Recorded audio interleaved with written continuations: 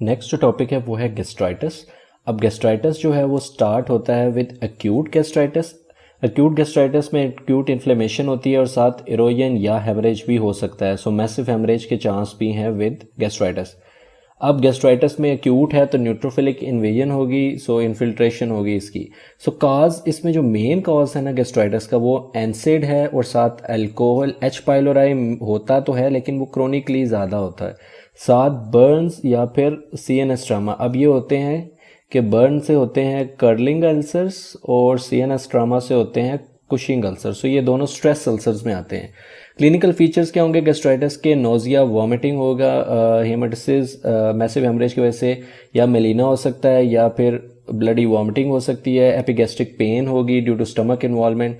Investigation जब करवाएंगे normally ये हिस्टोलॉजिकली डायग्नोज होता है विद बायोप्सी। सो एंडोस्कोपी साथ उसको एड करती है। सो ट्रीटमेंट क्या होगा? एसिडिटी को कम करना है। H2 blockers and acid use होते थे लेकिन अब पीपीआई आ गए हैं। So PPI are most commonly used. उसमें भी लेंसो या ओमेप्रो यूज होते हैं। उसमें 20 to 40 mg की डोज होती है। लेंसो की नॉर्मली 30 mg होती है बिफोर मील, खाली पेट खाना होता है। और ये जो ओमेप्रा होता है ये 20 to 40 mg जो है वो हम इसकी डोज देते हैं बिफोर मील।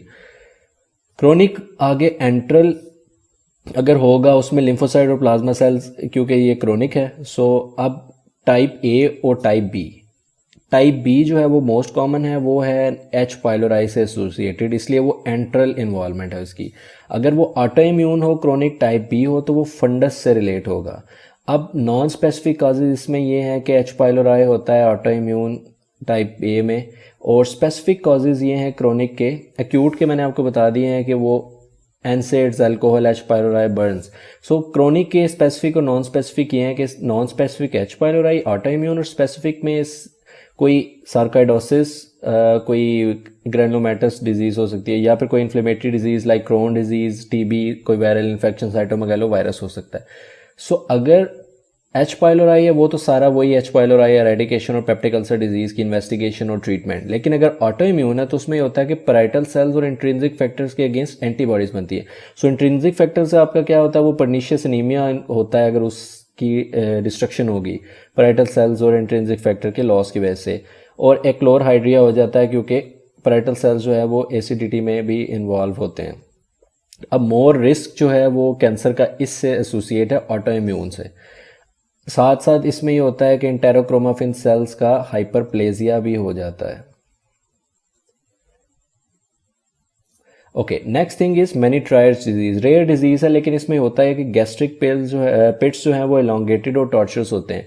होता क्या है कि पैराइटल और चीफ सेल्स वो म्यूकस सिक्रेटिंग सेल्स रिप्लेस कर देते हैं और इसमें transforming growth factor alpha increase कर जाता है।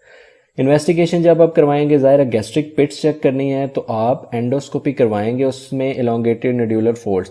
ट्रीटमेंट क्या होगा कि ट्रीटमेंट जीआई डिजीज़ है, रेयर है, लेकिन उसमें पीपीआई विद और विदाउट ऑक्ट्रियोटाइड जो है सोमेटोस्टेटिन एनालॉग है, सो वो यूज़ करेंगे। और लास्ट में अगर कोई ऑप्शन नहीं बचता सर्जरी में, जीआईटी स्टमक इन्वॉल्वमेंट है, तो पार्शियल गैस्ट्रेक्टमी करेंगे मेनिट्रायर्स डिजीज़ में।